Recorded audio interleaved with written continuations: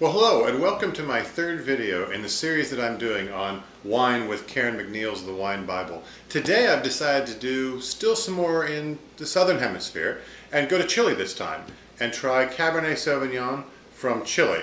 And you might be thinking to yourself, Cabernet Sauvignon from Chile? Why wouldn't you do something like a Carmenere that maybe a lot of people associate with Chile?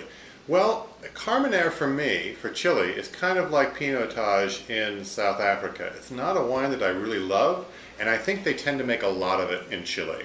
So I want to try a grape that actually they're quite well known for making some really good quality stuff, and that's the Cabernet. So before I actually get into this particular wine and show you what it looks like, and we talk a little bit more about Chile, I want to read to you something out of Karen McNeil's Wine Bible, which I haven't done nearly enough, to say sort of what the characteristics generally would be for Cabernet Sauvignon. Because in Chile, this is their star grape. And now with Chile producing and exporting 60% of their production crop, this is the type of wine that you're going to see in the American market. A lot of the Chilean wines are coming to the United States and being bought here. So here's what Karen McNeil says about Cabernet Sauvignon in Chile. She says, of all the grapes grown in Chile, Cabernet Sauvignon is by every account the star. Moderately priced Chilean Cabernets are usually very easy to drink with soft, minty, black currant and olive flavors and a ribbon of smoke floating through them. The newer high-priced Cabernets are polished wines with much more concentrated and complex flavors and firmer structures. So, there you go. That sounds very interesting to me.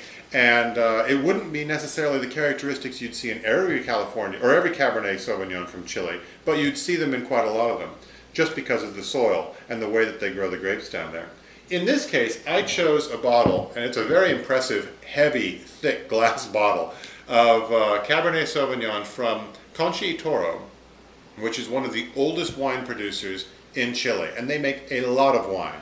And this is the Marqués de Casa Concha, which is made at the Puente Alto vineyard in Chile, very near to the capital Santiago, and I'll show you where this is in just a moment. But this particular wine is about $20, and so I only have one wine this week. But it's grown in the same estate, at the same vineyard, as a much more expensive wine made by the same producer called Don Melchor. The Don Melchor wine is also sourced directly from this same vineyard at Punto Alto, but it is more selective with the grapes that they use. They age the wine a little bit longer, they don't release it quite as soon, and they don't make nearly as much. This particular wine, 83,000 case production for 2007, which is the year I have it. So okay, I'm very excited about opening it and trying it, but before I do, I want to show you the label up close and then talk a little bit more about Chile and why it makes such a unique wine growing location. Okay, so here it is, the label for the wine that we're trying today. Concha y Toro is the producer here at the bottom, and here's their appellation for this particular wine that they make, the Marqués de Casa Concha. It's 2007, Cabernet Sauvignon, and the vineyard, you can read right in the middle, is Punta Alto in Chile. Now when it says Cabernet Sauvignon on the label in Chile, it's kind of like it is in most Southern Hemisphere, New World kind of locations. It doesn't necessarily mean that there's 100% Cabernet Sauvignon in the bottle. At least by law, there only has to be 75% Cabernet Sauvignon actually in the bottle to label it exclusively as Cabernet. Same thing with the vineyard. Only 75% of the grapes need to come from the vineyard in order to list the vineyard Punta Alto on the label. In this case, however, I can tell you from the Concha y Toro information that they produce, this is 100% Cabernet Sauvignon, and all of it is sourced from that particular vineyard. Okay, we're back.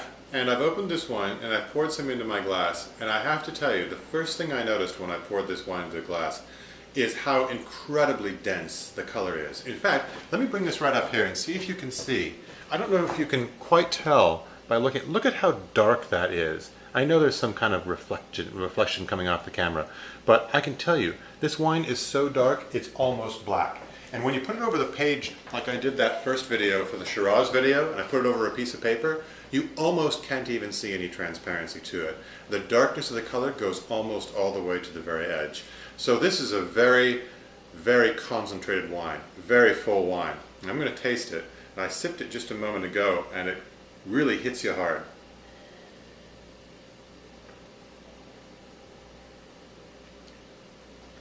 Yeah. This is a powerful, powerful wine. Very dense core, very dense fruit, quite powerful. It's almost the kind of wine that you really can't just drink by itself. It's like they say, a food wine. I think this is the kind of wine that you could describe as a food wine. You really want to eat something when you drink it, something red meat, or something fairly hearty, fairly savory, because there's a lot of fruit in this wine. A lot of blackcurrant, blackberry, coffee, chocolate kind of flavors to it. Very firm structure, but I think this is not a wine. I mean, you can hold this wine for a while and open it in a couple of years, but it's one that you could buy and open immediately and be perfectly happy with. I just think it would be very hard to sit and share this with friends and drink the whole bottle without having some food with it, because it is so overpowering. And I guess I can see sort of what Karen McNeil is talking about in terms of like some sort of an olivey characteristic to it.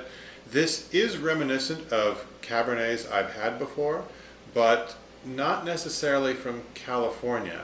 I think I've had Washington Cabernets that are kind of like this, and I certainly have had some Old World Cabernets that are like this, or even Australian Cabernet Sauvignon that tastes similar to these kinds of characteristics, where it clearly comes from a very warm climate.